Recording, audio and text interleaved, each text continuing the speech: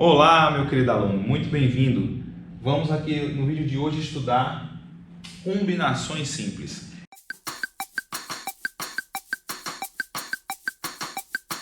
Esse conceito é um conceito muito importante, é um conceito central em análise combinatória. É justamente por ele ser central que eu vou tentar explicar aqui para você, primeiro por meio de um exemplo, certo? Eu vou começar então introduzindo um conjunto X de 5 elementos. A gente vai aqui desenvolver um raciocínio e em seguida a gente vai generalizar esse raciocínio. Aqui é só para facilitar você a entender o conceito de combinação. Ele é um conceito que é diferente, por exemplo, do conceito de permutação que nós estudamos, e uma das diferenças básicas está justamente na questão da ordenação, que é tão importante para o conceito de permutação e que nada tem a ver com o conceito de combinação. Então vamos lá. Primeira pergunta. Se eu tenho aqui um conjunto X, de quantas maneiras eu posso ordenar esse conjunto? Isso é basicamente a pergunta que nos conduz ao conceito de permutação. Então aqui eu teria, como eu tenho 5 elementos, eu teria uma permutação de 5 elementos. Aqui para mim não interessa que conjunto eu estou trabalhando, não interessa se é um conjunto numérico, não interessa que tipo de conjunto é, ou quais são seus elementos. Para mim só importa que esses elementos sejam distintos, tá ok? Então a pergunta que vai nos conduzir ao conceito de combinação é a seguinte pergunta: quantos subconjuntos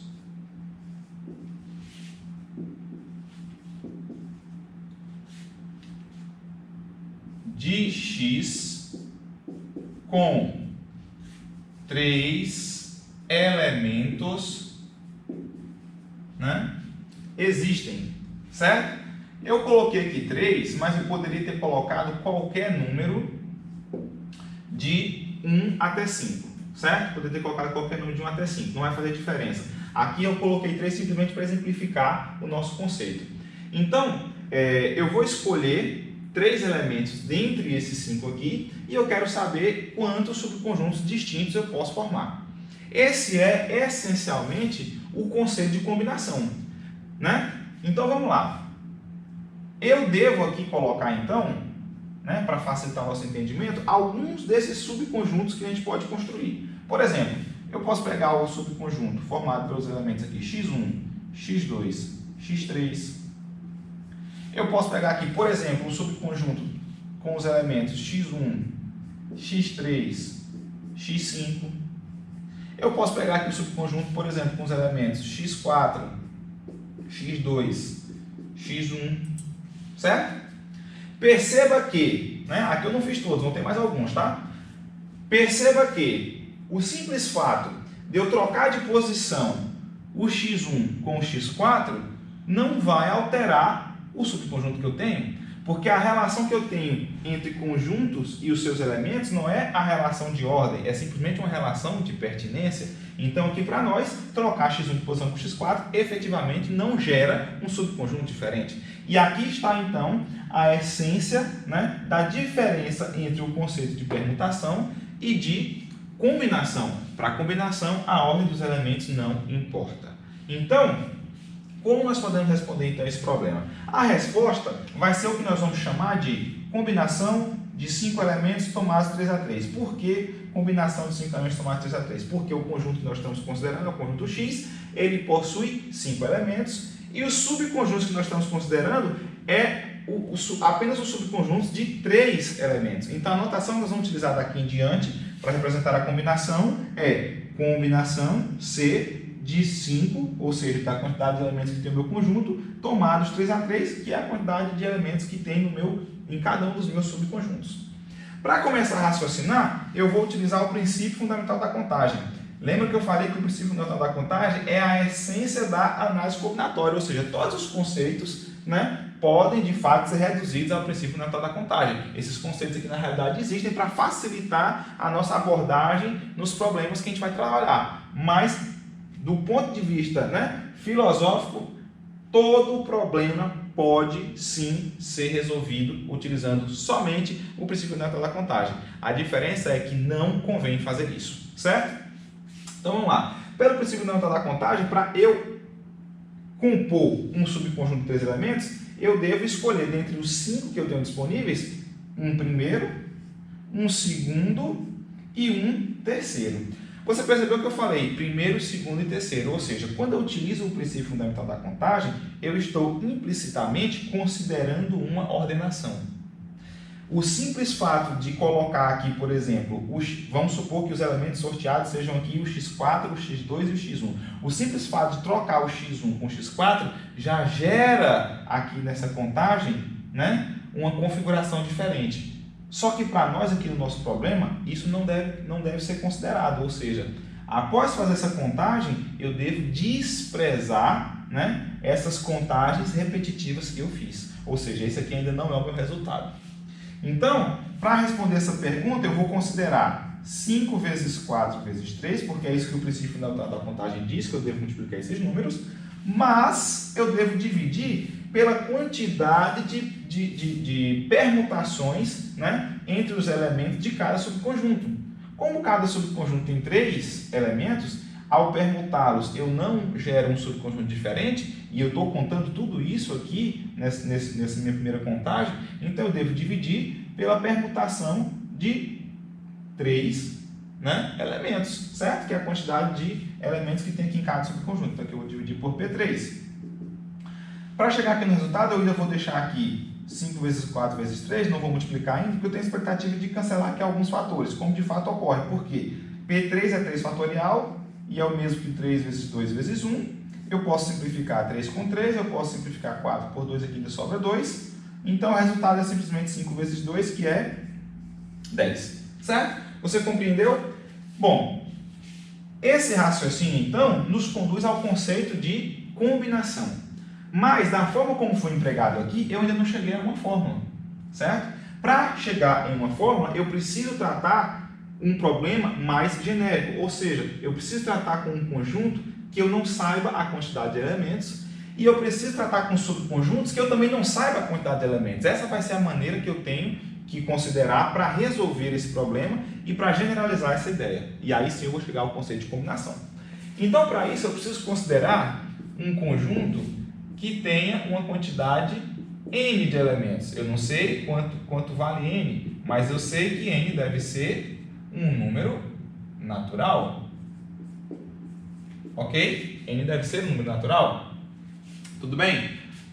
Desses n, eu vou construir subconjuntos com p elementos. Eu também não sei quanto vale p, mas evidentemente que se eu estou construindo subconjuntos onde o meu conjunto original tem n elementos, p deve ser um número entre 1 e n. Então aqui, essa é a nossa pergunta, e eu tenho aqui p pertencente ao subconjunto de 1 até n. Certo? Ok? Tudo bem? Então vamos lá. Para resolver esse problema, nós vamos introduzir o mesmo raciocínio, nós vamos empregar o mesmo raciocínio. Então vamos tentar adaptar o que a gente pensou aqui para o nosso problema então em questão. Eu tenho aqui então, né, uma quantidade aqui, né, de lacunas, uma quantidade que eu vou preencher com os elementos, né, de x, e aqui como são p, eu vou escolher p elementos para compor cada um dos meus subconjuntos. Se eu escolhi p elementos, quantos elementos ficaram de fora? Ficaram n menos p, né? Sobraram, certo? Por que eu estou observando isso? Porque na hora que eu vou preencher aqui, eu começo, né, escolhendo o primeiro elemento, e aqui eu tenho n opções, então eu começo aqui com n.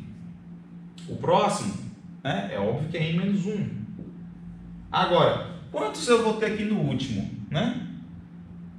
Para eu chegar nessa resposta, eu posso me perguntar quantos sobraram. Porque se sobraram n menos p, então significa que eu utilizei, né, p elementos, e nessa ordem decrescente aqui, então, eu vou indo decrescendo até chegar um número antes de n menos p. Ou seja, eu vou até n menos p mais 1. Certo? Eu vou até n menos p mais 1. Tudo bem? Tudo bem. Então, vamos continuar aqui. De acordo com o princípio fundamental da contagem, então eu vou ter que fazer o quê? Para chegar no nosso resultado, em princípio eu multiplicaria todos esses, não é isso?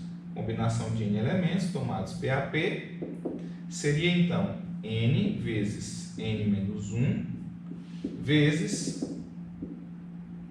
n menos P mais 1. Ok? Concorda comigo?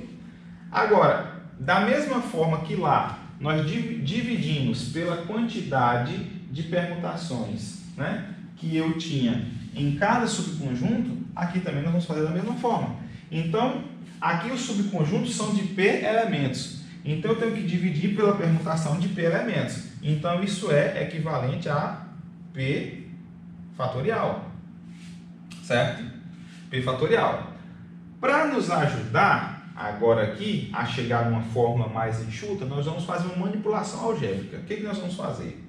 Nós vamos multiplicar tanto o numerador quanto o denominador pelo mesmo número. E que número vai ser esse? Vai ser o n menos p fatorial. Certo? Então aqui eu vou continuar, vou repetir n vezes n menos 1 vezes n menos p mais 1. Aí, para facilitar aqui a nossa fórmula, eu vou multiplicar por n menos p fatorial. E dividir, obviamente, para não alterar a fração, se eu multipliquei no numerador por um número, eu tenho que dividir no denominador pelo mesmo número. Então, aqui, p fatorial vezes n menos p